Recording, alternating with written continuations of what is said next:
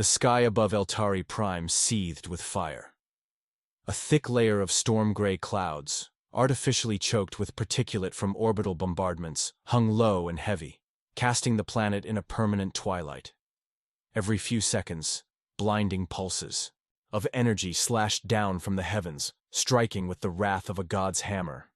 Alien dreadnoughts, some the size of floating cities, groaned as their shields failed and hulls split open like overripe fruit. Wreckage burned across the horizon, spewing molten debris across battle-scarred plains that no longer resembled a world fit for life. And yet, through the hellscape, came the music. It started faintly. At first, the alien combatants assumed it was feedback, some kind of corrupted comm signal or sonic interference from a malfunctioning weapon system. But then came the rhythm, that relentless, pulse-pounding beat like a war drum forged in the heart of a collapsing star. Then came the low growl of a voice, human, male, primal. And then the scream, raw, furious, otherworldly in its intensity. It wasn't static. It wasn't noise. It was a song. Sound source detected, reported the Zarelian Forward AI. Origin, human assault units. Subtype, audio warfare. Classification, heavy metal. Commander Vrox of the Catal Dominion stood atop the shattered remnants of a siege crawler, his 4 eyes narrowing as he turned toward the source of the anomaly. His armor, black obsidian laced with crimson sigils of rank, flickered under the orange glow of a burning atmosphere. The music intensified. The bass line seemed to vibrate through his very bones. "What is that? Abomination?" he growled, mandibles flexing as the song surged into a screaming crescendo. His adjutant, a seasoned war planner bred for composure and analytical thinking, hesitated. "Commander, the humans call it music, a cultural phenomenon repurposed for psychological warfare. They weaponize sound?" Vrox barked in disbelief, but the answer was already screaming through the air. From the smoke-choked ridge ahead, the first wave of Terran exo-infantry emerged. Towering figures clad in scorched, matte-black powered armor charged forward with terrifying unity. Every step of their charge struck the ground in perfect synchrony with the beat, causing the earth itself to tremble with rhythm. Shoulder-mounted turrets hissed to life. Plasma rifles lit up the dusk. But the true assault was already underway, not with bullets, but with pure, unfiltered emotion.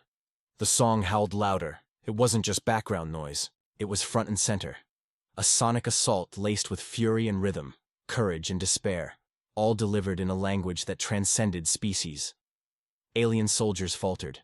Some clutched their helmets, trying in vain to block out the frequencies. Others froze mid-motion, as if the music bypassed their neural inhibitors and hit something deeper, something instinctual. Imagine. What if this happened to you? You've survived 80 rotations on the Borean front. You've held the line against hydrogen flares on Sigma Cradle. You've faced zero-gravity boarding assaults in the methane tunnels of HD 1897333B. You are bred for war, designed for it, conditioned to silence fear, and yet, now you're paralyzed, not by a new weapon, not by any tactical maneuver, but by the way a simple riff bends your brain. The way a scream in a language you don't speak stirs something you can't explain. The human music isn't just sound. It's a declaration, a challenge, a glimpse into the mind of a species that evolved not only to survive war, but to feel it, to express it, to turn it into art. It started months earlier during the siege of Ganymede Outpost 6. A human squad, cut off from command, low on supplies, surrounded on all sides by Zarathi flesh shapers, decided to reroute power from their external sensor modules into a scavenged amplifier from a long-defunct terraforming station. The signal broadcast began with an ancient Earth composition, something recorded over 900 cycles ago, by a band of long-dead warriors with instruments and pain in their voices. The aliens laughed, until, seconds later, their ranks fell into chaos. The rhythm disrupted their cognitive coordination patterns. Their command hierarchy fractured under the surge of confusing, invasive emotional responses. Some turned and ran. Others dropped their weapons and wept uncontrollably. A few simply stopped moving.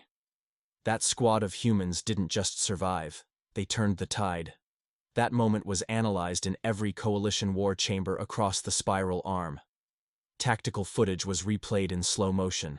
Experts in xenopsychology, cognitive warfare, and mimetic defense strategies were flown in from 17 sectors. The result? The Galactic Accord issued a rare interspecies war doctrine amendment. Section 31. Directive Theta. Effective. Immediately, all forms of human music are banned in active conflict zones. But what was it about music, this primitive illogical phenomenon, that threatened the most advanced military forces in the known galaxy? The answer was devastatingly simple. No species had ever used sound the way humans did. Not for communication, not for mating, not even for rituals. Theirs was the only species to turn pain into melody, rage into harmony, victory into verse. While the rest of the galaxy studied ballistics and energy projection, humans had mastered something older, more primal: emotion. And once they realized that emotion could be transmitted, infectiously, virally, violently, through music, the battlefield changed forever. They began designing armor with subdermal amplifiers, mechs with cathedral-grade sound systems, dropships that emitted operatic war chants as they descended like meteors from the stars. Every squad had a playlist, every platoon had an anthem, every human soldier became a warrior poet, with an audience of terrified enemies. But before we jump deeper into this epic tale of music, war, and the fear that changed the galaxy, subscribe to StarBound's HFY for the most intense sci-fi battles, legendary warriors, and universe-shaking wars. Don't miss out. Hit that subscribe button and join the fight. Because this is not just a story about audio warfare. It's a story about how humanity took something no one else took seriously and turned it into the galaxy's most terrifying weapon. And now, every species knows the truth. If you hear music on the battlefield, it's already too late. The war zones of the galaxy had long been dominated by the cold, methodical chaos of advanced technology. Fusions of plasma rifles, graviton bombs, and kinetic impacts had reshaped entire worlds. But humans were different. They didn't just bring weaponry. They brought soul. And that soul had found an outlet. Through music. This strange human weapon didn't just distort the perception of time. It distorted the very fabric of reality for their enemies. It wasn't about volume or frequency. It was about emotional resonance, a kind of harmonized warfare that bypassed the strict confines of logic and biology. The first time the Council of 12 debated the human music phenomenon was during the Kowloon Accord, a peacekeeping meeting meant to address the growing tensions along the border of the Zarathi Empire. The session had already been delayed by weeks, as interspecies negotiators argued over resource allocation, territorial claims, and matters of commerce. Yet, in the background of the formal proceedings, it was the unexpected sound of human music that prompted the most heated exchange. Commander Zelnar of the Heshtal Collective, a race known for their advanced neural cybernetics, was the first to bring it up. He had spent a decade waging war against the reptilians on the dry deserts of Taros II. His soldiers were enhanced by neural chips and collective consciousness devices that allowed them to link their minds and fight as a unified single entity. They were ruthless and precise, but when they had faced human forces, they had faltered. He stood up, his holographic form flickering slightly as his synthesizers whirred in the background. "We are facing something we cannot explain," he said, his voice like the whir of cold machinery. "Human units on the front lines, whether on ice worlds or in zero gravity, are implementing music in their combat strategies, and it is destroying us." His audience, a mixture of insectoid generals, crystalline entities, and AI-driven dignitaries, responded with mild curiosity, an amusement that quickly turned to disbelief. But Zelnar was adamant.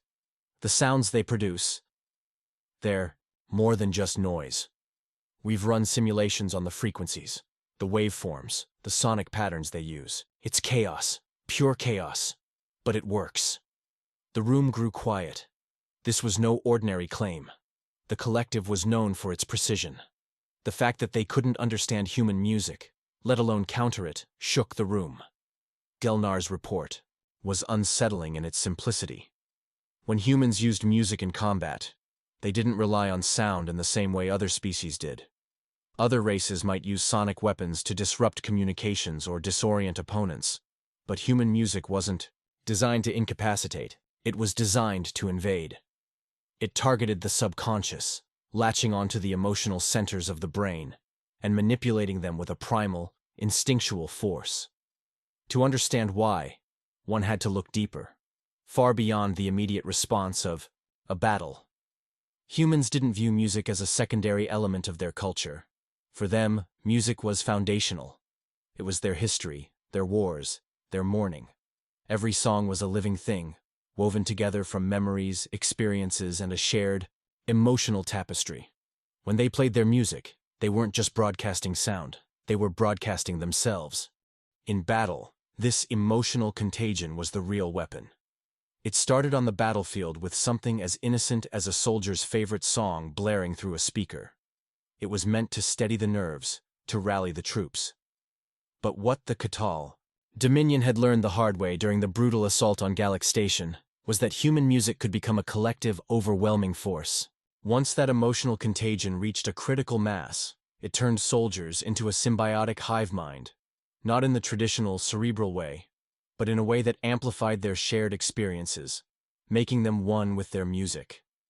In one recorded instance, a human squadron, outnumbered 10-1, was surrounded by the forces of the Zarathi in the frozen plains of Talaris. With their backs against the ice-clad mountains and their ammunition running dry, they deployed a powerful audio broadcast on all frequencies, an anthem from a long-forgotten battle. Within seconds, every soldier felt the pulse of unity. That connection reverberated across the squad, making them fight with ferocity beyond their physical limitations. The Zarathi, armed with their psycho shields and hyper-augmented combat senses, began to feel it too. The music wasn't just sound, it was a force, a tide of human emotion crashing into them, flooding their rationality and triggering every raw instinct they had worked so hard to suppress. As the pounding beat of a drum rang out, their coordination unraveled. Some soldiers dropped their weapons, overcome with despair. Others turned on each other in sheer confusion, and the rest fell prey to a panic they couldn't control. The Zarathi had never trained for this, and that was just the beginning. The Zarathi quickly learned what other species would eventually come to understand. Human music wasn't just a distraction. It was a weapon of psychological warfare so advanced, so intricately layered with emotional complexity, that even their most powerful cognitive systems couldn't defend against it. Human composers didn't merely craft songs, they crafted emotions. Every chord was designed to evoke not just thought, but feeling. Deep, powerful, almost uncontrollable feeling. Every melody, every scream, every drop of bass was calculated to create a psychological response so powerful it could disorient entire battalions. The implications of this were massive, and yet, the human military didn't always deploy their music as a weapon intentionally. Sometimes it was just the soundtrack to their survival. A soldier playing his guitar before the battle, a team leader humming an old tune to calm his squad. Yet that simple, seemingly innocent act could alter the trajectory of an entire conflict. Music became a force beyond their control. As it spread, so did its power. And that's when the Council of 12, terrified of the damage this unorthodox tactic could cause, took drastic measures. Section 31, Directive Theta, came into effect. A universal ban on human music in active war zones. Music was classified as a non-lethal but psychologically destabilizing weapon. The very notion of playing any form of human composition was considered an illegal act of provocation, subject to immediate military retribution. But banning human music proved easier said than done. On the eve of the new directive's implementation, a single human fleet, under the command of Captain Elena Cartwright, tested the limits of the ban. During a covert mission on the industrial world of Rena 3, Cartwright's fleet was ambushed by a combined force of Pridnari and Vakarath warships. Outgunned and outmanned, they had only one option left: to use their secret weapon, the very thing the Council feared. From the heart of the fleet's flagship, a massive subspace projector was activated. Over the open comms, Cartwright's voice echoed with chilling calm. "Play it," she ordered, and with that, the haunting refrain of "We will not be silent," bellowed across the battlefield. As the Pridnari ships responded with wave after wave of laser fire, Cartwright's fleet rallied to the beat. The Pridnari commanders, once confident in their tactical superiority, experienced their first taste of human warfare. Raw and unrelenting, their ship systems malfunctioned. Their forces froze in confusion. Some vessels spun wildly out of control, their internal circuitry scrambling under the emotional charge coursing through the comms. It was more than music. It was humanity's spirit, uncontained. The Pridnari had never known fear like this, and when the first ship went down, the rest followed suit, one by one, as if the very act of resistance had shattered them. In that moment, humanity proved that no enemy, no matter how technologically advanced, could ever anticipate the depth of their power. And so, the ban became reality. But the war? The war was far from over. The universe was vast, a sprawling web of stars and systems, bound together by cosmic forces, the gravity of empires, and the politics of 1,000 warring races. But it was also fragile, always teetering on the edge of collapse. A single event, a small mistake, a spark of violence could ignite the powder keg of galactic conflict. And in this delicate balance, the humans had made their mark, not just with weapons or fleets, but with music. The music that had once been a tool of unity, a means of human connection, had transformed into an unspoken weapon, wielded in the shadows of war. It became more than just an emotional weapon. It was a symbol of humanity's unpredictable strength, a symbol that terrified the most advanced civilizations in the galaxy. But this transformation didn't come without consequence. The ban on human music, enforced by the Council of 12, was only the beginning. What followed was an arms race, not of weapons or technology, but of psychological tactics, covert operations, and mind games. Once the ban was issued, humanity's greatest asset, its music, was outlawed. It became a forbidden art, a tool of psychological warfare so potent that the entire galaxy trembled at its potential. But the humans were not the kind of species to sit idly by when faced with restrictions. They adapted, as they always had, finding new ways to harness the emotional energy of music and use it for their advantage. Their music became something else, something even more dangerous. The Galactic Senate issued the first decrees that tried to suppress the human influence by outlawing music in combat zones. However, they quickly learned that bans were rarely effective against a species as persistent as humanity. As soon as the Directive Theta was enforced, covert groups within the human military began to develop new forms of silent warfare, technologies that allowed them to create the effects of music without the need for actual sound waves. These new technologies exploited the emotional frequency of music, transmitting the emotional signatures directly into the minds of those within range. The Carix Corporation, a human mega-conglomerate known for their vast research into bioengineering and neuroscience, played a pivotal role in this development. They produced what came to be known as emotion-matter interfaces, devices that could manipulate the neurotransmitters of any living creature through electromagnetic pulses, simulating the emotional impact of music. These devices could trigger fear, anger, courage, or even euphoria in an enemy's mind without a single note of music being played. They were silent weapons, far more dangerous than anything the Council had imagined. One of the first test cases took place on the barren moon of Valthera, a key strategic location in the war between the Pridnari and the humans. The Pridnari had long used a dense atmospheric shield to protect their planetary cities. But human ingenuity had found a weakness, a pulse generator that could penetrate this shield, manipulating the emotions of those inside. The test mission, known only as Operation Silent Storm, was a success, though it came at a terrifying cost. Captain Elena Cartwright, fresh from her victory at Rena 3, led the operation. Her mission was simple: infiltrate the Pridnari base, plant the device, and evacuate before the shield could reset. But she knew the true objective was much more than just the mission. She was testing the full potential of human music as an emotional weapon. As Cartwright's team dropped through the planet's stratosphere, they activated the emotion-matter interfaces. Silent but deadly, the pulses began to vibrate at frequencies too low for any monitoring systems to detect. In seconds, the Pridnari forces on the ground felt it, the creeping sensation that gnawed at the edges of their rational minds.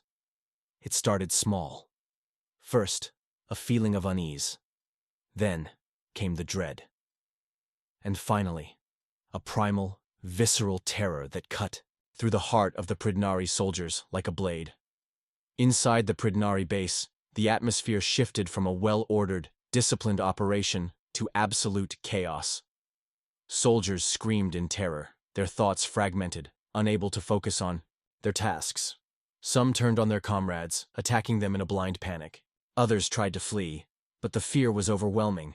It paralyzed them, making every movement feel as though they were wading through thick, sticky mud. The emotional feedback loop escalated with every pulse, as the soldiers' brains were flooded with intense, uncontrolled emotions.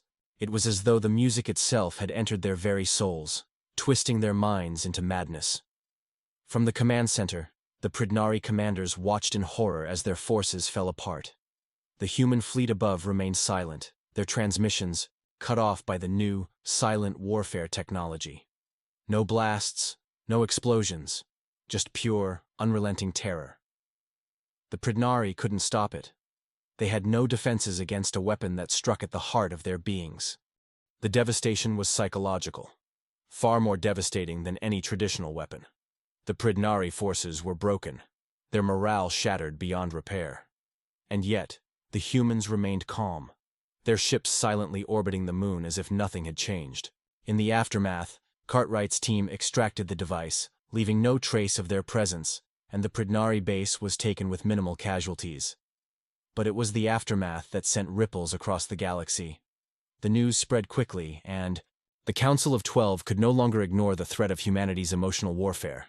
The silent war had begun. No longer could the Pridnari or any other empire simply ban music.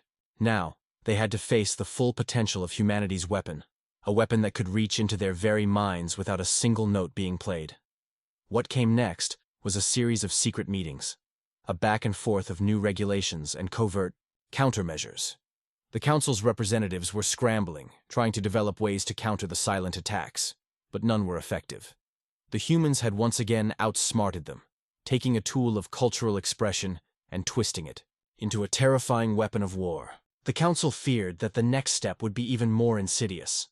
Humanity might begin to weaponize the very emotions themselves, transmitting thoughts, desires, and commands directly into the minds of their enemies, bypassing all technological safeguards.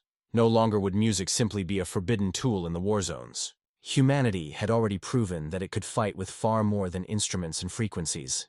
It was now a war for the mind, for the very nature of existence itself.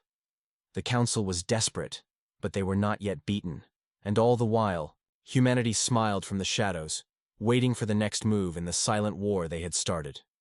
The air on the bridge of the Inquisitor was thick with tension, and not just from the weight of its mission. Captain Oliver Hayward, a seasoned veteran of countless battles, stood in front of the main console, his eyes fixed on the tactical display. The stars beyond the hull were a blur of motion as the human fleet, an assemblage of ships, each designed with efficiency and adaptability in mind, docked in the outer reaches of the Pridnari stronghold, their task nearly complete. Yet within him, there was a gnawing feeling that the war had entered a new phase, a phase where their enemy was no longer just the Pridnari or any of the galactic empires, but something deeper, more dangerous. They were fighting for their place in the galaxy, for the very soul of their species. "Sir, the pulses are ready," Lieutenant Wallace's voice cut through the heavy silence. "We're set to engage the neural disruptors in 3 minutes. If this works, it'll be the final blow to the Pridnari defenses." Hayward nodded but didn't respond immediately. He was already processing the countless risks, the potential dangers. The silent war, they had come to call it, was not only a battle for dominance. It was a battle for the future of warfare itself. What they were about to unleash on the Pridnari would change everything, and they had no idea if they would even survive to see it through. The crew on the Inquisitor was about to activate the largest neural disruptor yet, a machine capable of projecting emotional frequencies so potent it could bring entire civilizations to their knees. Designed in collaboration with the Carex Corporation's secret bioengineering teams, the device was humanity's answer to the Council's ban on music. It would not simply simulate the emotions of music, It would hijack the emotional states of its targets entirely, warping their sense of reality and control. "This is it," Hayward said finally, his voice steady but heavy. "Activate the disruptors. We're doing this for all of humanity." The device hummed to life, an eerie glow filling the bridge. It was a pulsating, rhythmic heartbeat that matched the intensity of their mission. The neural disruptors, once small and easily concealed, had grown into enormous instruments of power, their technology now capable of manipulating the most deeply embedded neural patterns of an entire fleet or world. Below them, in the heart of the Pridnari stronghold, waves of human emotional influence began to reach the surface. At first, the Pridnari forces didn't notice. How could they? The technology was silent, undetectable by any traditional methods. But soon, they felt it. The pulses, subtle at first, began to disrupt their neural pathways, warping their perceptions. Soldiers, commanders, and leaders alike began to experience the first stirrings of what the humans had been crafting for years. An emotional weapon that didn't require sound or sight to crush an enemy's will. It began as unease, the same feeling that had plagued the Pridnari on Valthera, but now it was amplified 100-fold. A deep, insidious anxiety clawed at their minds, followed by overwhelming waves of doubt. The Pridnari military, once a force to be reckoned with, found themselves paralyzed by the unknown. Fear permeated every corner of their defenses, rendering their once imposing fleet utterly useless. Captain Hayward watched as the tactical display shifted, showing the Pridnari ships drifting aimlessly in space.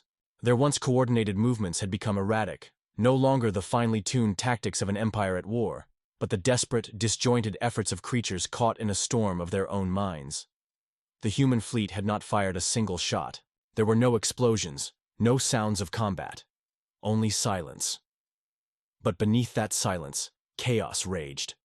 The Pridnari commanders, once certain of their superiority, now found themselves overwhelmed by feelings of helplessness and fear. Some began to doubt their own sanity, unsure of what was real and what was just an illusion crafted by the strange frequencies invading their minds. Some commanders abandoned their posts entirely, unable to cope with the onslaught of overwhelming dread that surged through their consciousness. The human fleet, still silent, observed the unraveling, their focus unwavering. They had pushed the Pridnari to the brink of psychological collapse. The intensity of the neural disruptors' pulses did not stop there. As the frequency escalated, it began to fracture the cognitive processes of the Pridnari soldiers. Panic swept through their ranks. Entire squadrons abandoned their posts, driven by an internal terror they couldn't explain. The Pridnari were not only fighting an enemy fleet, they were fighting their own minds. They couldn't understand the cause, and the more they fought it, the more it consumed them. The human weapon was invisible, but its effects were profound. But what truly stunned the human commanders, and what would send shockwaves through the galaxy, was the last, final shift in the frequencies. After a minute of sustained pulses, a new wave hit, one that was not just fear or doubt, but something far more insidious: despair. The Pridnari forces were now facing an emotional collapse so complete that it was impossible to distinguish the edge between mental and physical breakdown. Their bodies could not withstand the intense emotional strain. It was not just an army that crumbled, it was an empire. The Pridnari military collapsed from within, the effects of the silent war reverberating across their entire species. Despair settled into every crack of their ranks, and with it, the will to fight, the spirit of resistance, was drained entirely. No weapon, no military strategy, no defensive technology could withstand this kind of attack. It wasn't a weapon of war. It was a weapon of the mind, capable of breaking not just the body, but the very soul of an empire. As the final pulse faded, the Inquisitor remained motionless, its crew watching in stunned silence. The Pridnari fleet was broken. Their strength was shattered, not by superior firepower, but by the weight of human ingenuity. And all it had taken was a few pulses, a few frequencies, that mimicked the very emotions music once evoked in the hearts of humans. The Pridnari had underestimated the power of that emotional weapon. In the wake of the victory, as the human fleet navigated toward their next objective, the silence that followed was deafening. This was no longer just about defeating an enemy. Fleet It was about a species redefining warfare itself. They had turned the tide of battle without firing a single shot, without a single sound. The galaxy would soon know that humanity's greatest weapon wasn't their ships, their technology, or their weapons. It was something far deeper. It was their ability to wield emotion, to make the intangible a tangible force in the theater of war. And the Council of 12, which had banned music as a weapon, now found itself on the brink of an entirely new conflict, one that was far more dangerous than anything they had ever anticipated. The aftermath of the battle left the galaxy in a stunned, uneasy silence. As the Inquisitor drifted through the stars, leaving the broken remnants of the Pridnari fleet behind, Captain Hayward couldn't shake the feeling that this moment marked the beginning of a new era, a future where the rules of war, the very fabric of conflict, had been irrevocably altered. He stood at the bridge, staring at the vastness of space stretching beyond. The stars had always seemed infinite, but now they seemed small. He couldn't help but wonder, what would be the next consequence of this victory? Humanity had done something no one had ever dreamed possible. In a single strike, they had not only defeated a galactic power, but shattered the very concept of warfare itself. But there was no time for reflection, no time to savor their success.